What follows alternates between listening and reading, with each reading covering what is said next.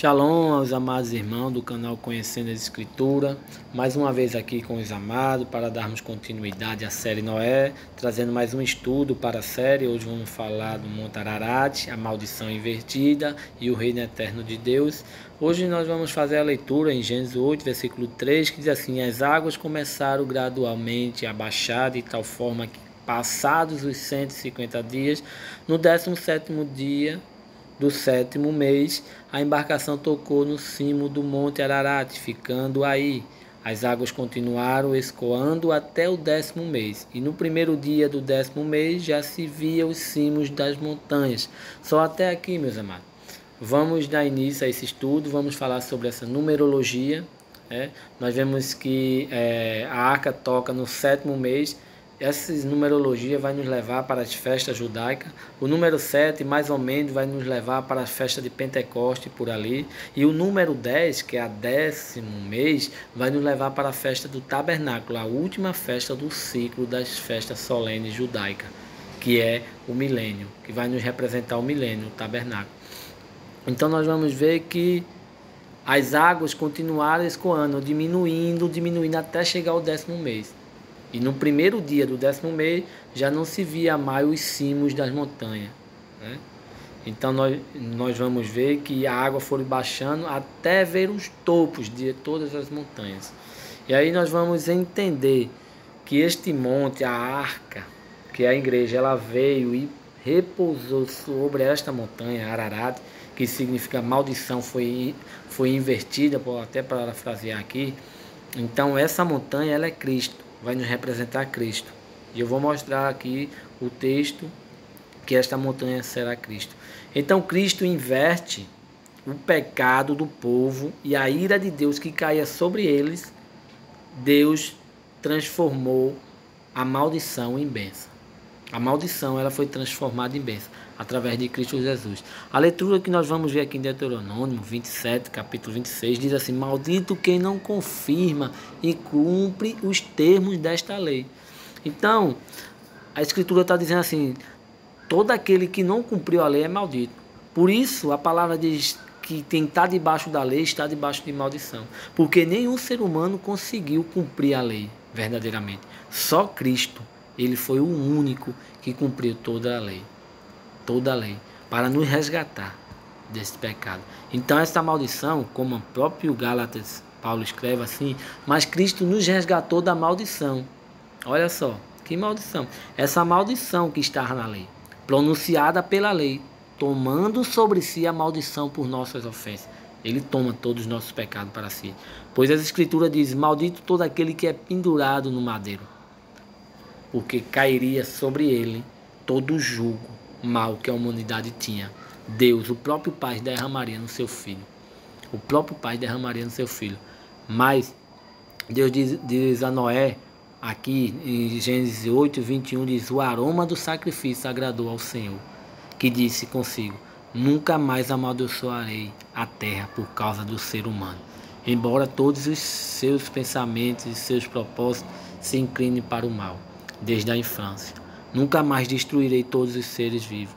Enquanto durar a terra, haverá plantio e colheita, frio e calor, verão e inverno, dia e noite. Então ele diz assim: Noé, enquanto existir dia e noite, frio, calor, inverno e verão, eu não vou acabar com a raça humana. Porque a raça humana, o mal está estabelecido dentro dela desde a sua infância, desde a sua meninice. Então Deus, ele é quem esquadrinha, e sonda os nossos corações. O salmista Davi escreveu o Salmo 26: Senhor, sonda-me, é tu quem esquadrinha os nossos corações e os nossos pensamentos. Então o Senhor sabe que nós não era dignos da salvação. Então ele envia o seu Filho, e toda a ira, todo o furor que Deus tinha sobre a humanidade caiu nos lombos de Cristo Jesus. E nós vamos ver aqui em Isaías 53, a partir do versículo 5, meu amado. Nós vamos fazer a leitura e vamos ver o que Cristo sofreu pela sua amada igreja, para resgatar o ser humano do pecado. Versículo 5 diz: mas ele foi ferido por causa de nossas rebeldias, esmagado por causa de nossos pecados. Sofreu o castigo para que fôssemos restaurados, e recebeu açoite para que fôssemos curados. Todos nós nos desviamos como ovelha. Deixamos os caminhos de Deus para seguir os nossos caminhos. Nós andávamos como ovelha desgarrada, sem um destino. Nós vivíamos pecando. E o Senhor viu que a raça humana não era digna. E Ele vai e envia o seu Filho. E ele diz assim: no entanto, o Senhor fez cair sobre ele, sobre Cristo, os pecados de todos nós. Ele foi oprimido e humilhado, mas não disse uma só palavra. Foi levado como cordeiro para o matadouro, como ovelha muda diante dos tosquiadores, não abriu a boca. Condenado injustamente, foi levado embora. Ninguém se importou de ele morrer sem deixar descendente. Ninguém está nem aí porque ele não deixou filho, né? Não teve um relacionamento, não estava preocupado por ele não deixar descendência. De sua vida ser cortada no meio do caminho, mas ele foi ferido mortalmente por causa da rebeldia do meu povo, Deus dizendo.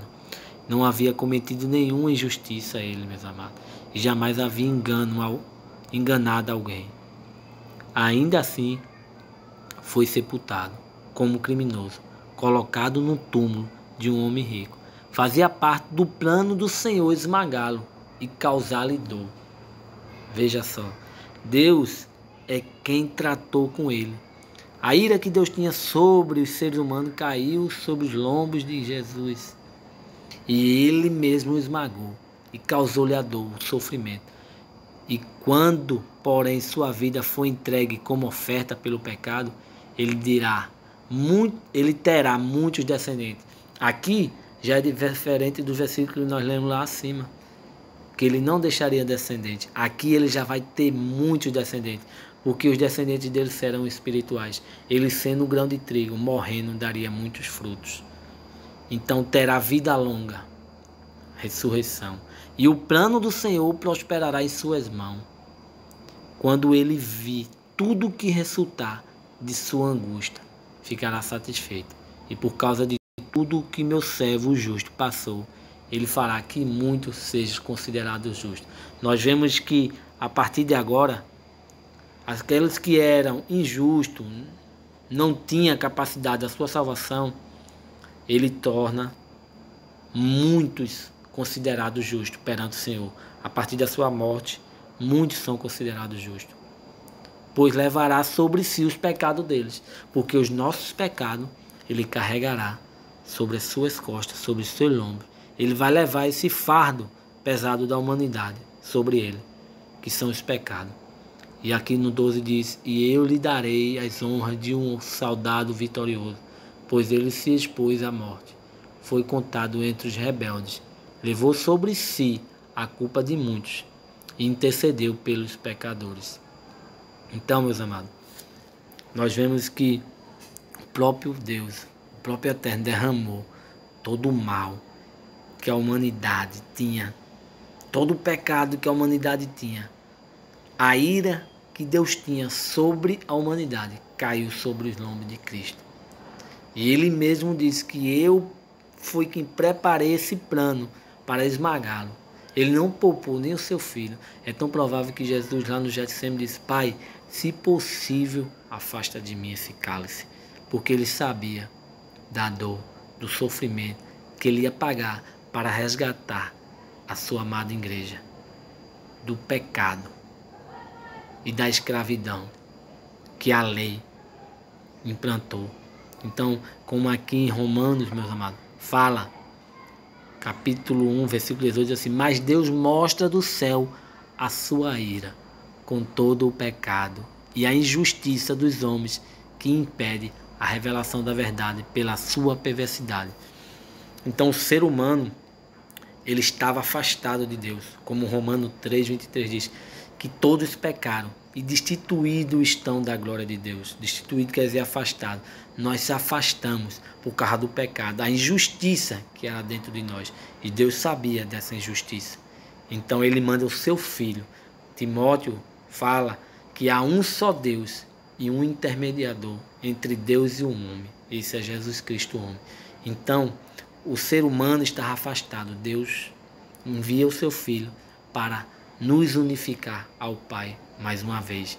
E ele diz assim, que as injustiças dos homens impedem a revelação da verdade pela sua perversidade. O homem era perverso dentro de si, e desde a sua infância já existia essa perversidade. Então afastava com que o Espírito de Deus viesse habitar. E através da morte de Cristo, o Espírito Santo vem, o Espírito da verdade, e nos revela as coisas do alto, a qual nós não era digno por causa da perversidade que existia dentro de nós. Mas hoje nós temos esse Espírito da verdade e da revelação que Deus enviou através da morte do seu Filho. E aqui, amado, nós vamos concluir mostrando que esta pedra se tornou num grande monte. Enquanto o rei observava, uma pedra foi cortada de uma montanha, mas por mãos humanas, não por mãos humanas. Ela atingiu os pés de ferro e barro e os despedaçou. Toda a estátua se desintegrou em minúsculos pedaços de ferro, barro, bronze, prata e ouro. Então o vento levou tudo, como se fosse palha na eira. Mas a pedra que derrubou a estátua se tornou uma grande montanha que cobriu toda a terra. Está vendo, amado? Esta pedra se tornou essa grande montanha, é Cristo. Cristo é essa grande montanha que vai implantar o seu reino eterno, milenar. Agora nós entendemos porque ali, no começo de Gênesis, falando naquela numerologia, do mês 7 ao mês 10, a igreja surgiu ali. Ela começou a germinar no Pentecostes e se estende, vai se estendendo, né? Até o tempo do fim. Está em crescimento essa árvore, até o tempo da colheita, que será nas duas testemunhas. E aí se passaram 3 meses, do mês 7 ao mês 10, nos levando 3 dias. 2000 anos a igreja está vivendo. No início do 3º dia nós vamos para o tabernáculo, o milênio, aonde Deus implanta o seu reino eterno, aonde essa pedra destrói o reino da besta e do anticristo, e se torna um grande monte por toda a terra e reinará sobre as nações. É isso que Deus está nos transmitindo no estudo de hoje, meus amados. Eu queria terminar a série hoje de Noé, mas não tem como, porque o estudo ia ficar muito longo. E eu vou deixar para fazer mais um estudo e darmos encerramento a esta série. Viu? Deixe seu joinha, compartilhe o vídeo, se inscreva no canal, para que o canal venha crescer e que muitos venham reconhecer a verdadeira palavra de Cristo Jesus. Fiquem todos na paz do nosso Senhor Jesus. Amém?